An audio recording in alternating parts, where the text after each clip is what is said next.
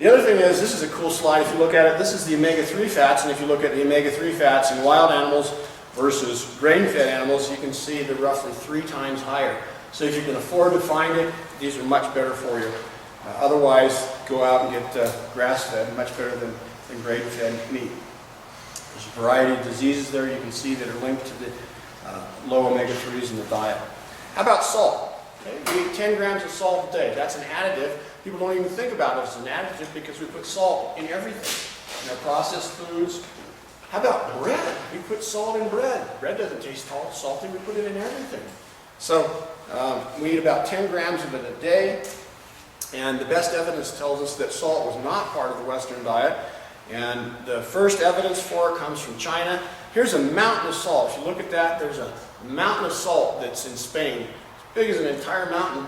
And we can go in and we can see when it was exploited, and that was only like 5,000 to 6,000 years ago. So people simply inland were not using salt. Hunter-gatherers living near the ocean probably dipped their food in salt. They probably exploited it a little bit. Okay, refined sugars. Depending on whose data you're looking at, we eat about 15 to 18% of our calories is refined sugars. And this is how it comes out. Sucrose is number 1, high fructose corn syrup is 2, and I think high fructose corn syrup is actually supplanted or taken over.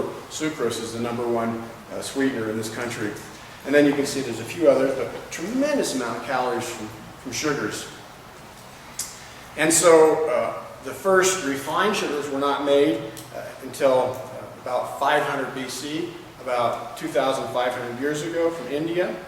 Honey was clearly part of the hunter-gatherer diet. They ate it whenever they could find it, but it was only seasonal. Remember I told you about my friend Kim Hill, the guy that studied the Ashe Indians in Paraguay? He told me a story, and I absolutely couldn't believe it, but he said he witnessed these Indians during a certain time of the year collecting honey in South America, and he said they would risk life and limb. They didn't have ropes or carabiners or anything. They'd climb up tall trees, and they had some burning straw or whatever, and they took it up with them to try to get the bees away from the hive, and then they would reach in there and they'd be stung all over their bodies, and they'd reach in and they'd take the honeycomb and they'd grab it and they'd throw it down to their friends on the ground, and so there's these huge chunks of honeycomb. So there was the wax, the larva, the honey, and everything, and these guys ate the entire works. They went in and they put everything in their mouth, and he said he saw one guy eat, it must have been 5 pounds of honey. He said it was a cone like this, and the guy ate the entire thing. So, but they don't do it all year long. So it's the equivalent of eating a half gallon or more of ice cream, right? So here's what goes on with the per capita disposal data on sugar. You can see then sugar, and this is in the Netherlands, you can see that starting in about 1820, we really started to get more and more sugar in their diet, and this is when it became available because of the Industrial Revolution. So the average citizen wasn't eating any sugar at all 200 years ago. And let's take a look at the data here. This is in England, and you can see that England, the sugar consumption rose steadily all throughout this industrial era, from 1800 on up to 1970. We got up to about 120 pounds per capita. And now we're closer to 160, 170 pounds in the United States. Let me show you some more recent data. You can see here in the U.S. as of the year 2000, we were eating 150 pounds. That's now about 165 pounds. So we continue to do more and more and more sugars as we go throughout. We started to change the types of sugars we ate in our diet starting in about 1970 with this new technology called chromatographic enrichment, and this is a technology that was we could take corn syrup and we could turn it into high fructose corn syrup, and we could do it cheaply. And so why do you think we would do that? Why would we suddenly decide, when I was 20 years old, we sweetened a can of sugar or soda with sucrose, or table sugar? Why would we decide to change it to high fructose corn syrup? What would be the reason for that? It's cheaper. And why is it cheaper? You use less of it, don't you? And because it's sweeter. It's about 50% sweeter than table sugar. So to get the same sweetness, you can put in less, meaning that the manufacturers can make more money. But the problem is that we never tested it on humans. Now, you could not put 10% of your calories into a brand new food, now USDA would never allow it. But back then, no problem, they did. And so what happens, it turns out, is that fructose is metabolized differently in our body than is glucose. There's a key metabolic step in the liver that fructose bypasses. And when it does that, it tends to make a fatty liver, and it tends to promote insulin resistance. So, fructose is not a good thing. And so, here's the data for fructose, high fructose corn syrup. As I mentioned, when I was a young man, you can see very, very little, perhaps zero, high fructose corn syrup was in our diet. And starting in the 80s, we started putting more and more and more in, and we can take this down to 2010, and we're now to the point where I believe fructose, high fructose corn syrup exceeds sucrose in the U.S. diet. Not a good thing. One more point, and then I'll answer your question. Many people that study obesity, if we look at the obesity epidemic in the United States, it parallels the trend that we see for high fructose corn syrup consumption. Now, am I saying that that's what causes obesity? No, I'm not. I'm saying it parallels it, but it certainly is a player. In fruit, where the fiber is still attached to the fructose, is that included in this? Or just when it's separated? Well, when you eat fruit as a matrix, you get everything. You get vitamins and minerals and phytochemicals and fiber and the whole works.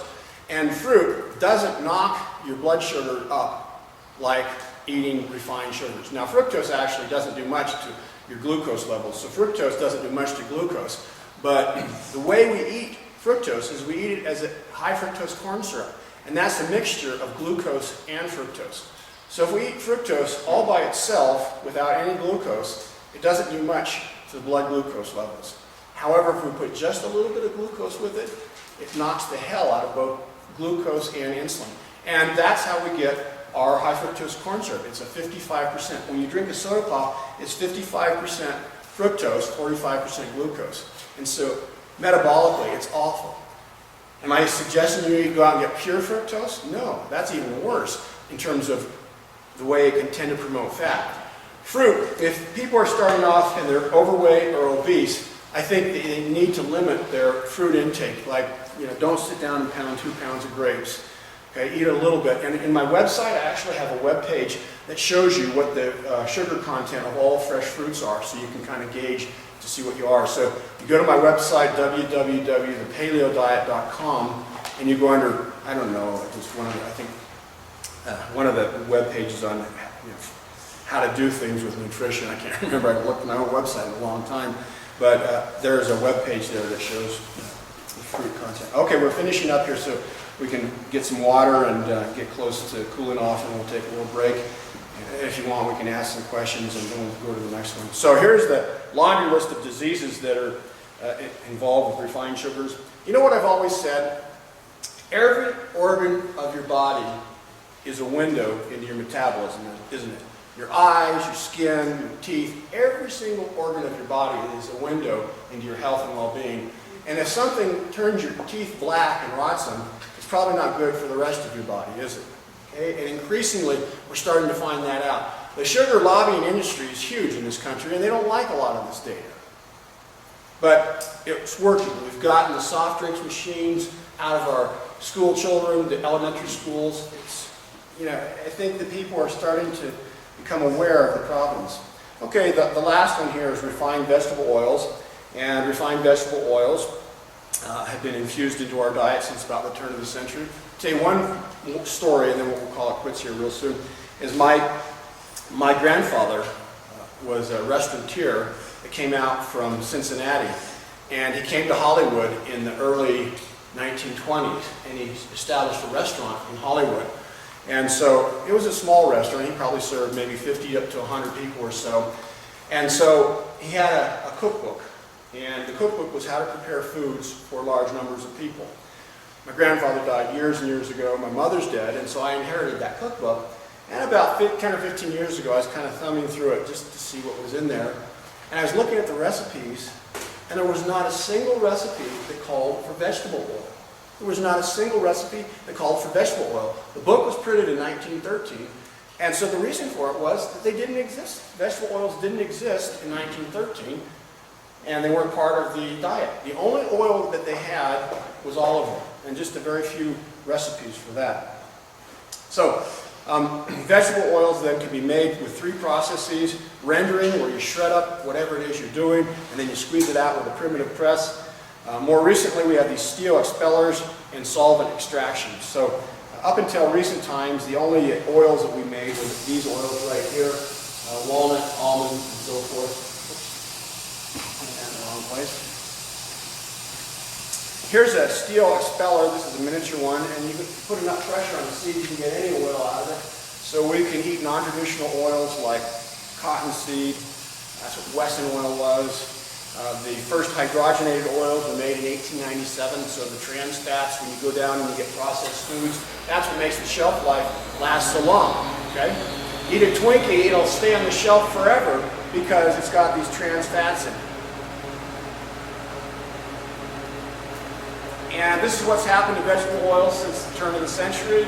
You can see we went from practically 0. We have had a 500% increase since 2002. So your great-grandparents or your grandparents never touched this stuff until very, very recently. And these are the laundry list of diseases that are caused by an imbalance in omega-6, omega-3. If you're an athlete and you get injured, guaranteed, if you eat vegetable oils and you don't have sufficient omega-3s, your healing time is going to be longer. So, thanks a lot.